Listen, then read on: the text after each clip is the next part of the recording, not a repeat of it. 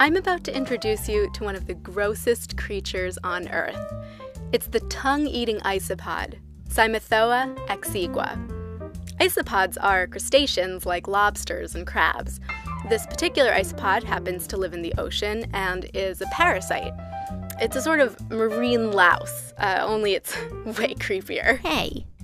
Anyway, the first crazy thing to know about these guys is that they're what's called proto-andritic hermaphrodites. That means that when they're adults, the males can become females.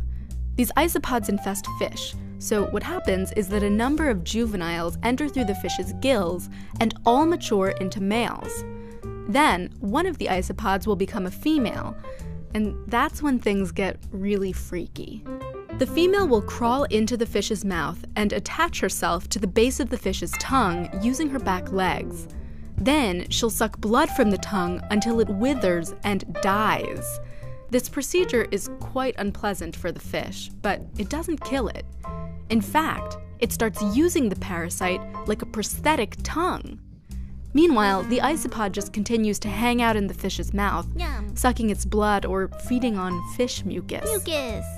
We don't know a ton about the parasite's life cycle, but based on other mouth-infesting isopods, and yes, there are others, the female may even mate while in the fish's mouth, with male isopods living in the fish's gill chamber.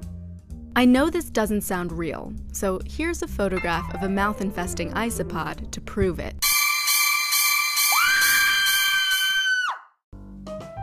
Thankfully, these guys don't infest humans, but they do infest fish that we eat. Cymathoa exigua has a preference for snapper, and other mouth-infesting isopods prey upon mahi-mahi or barramundi.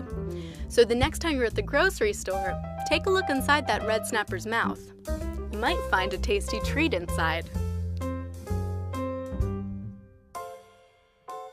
Ew.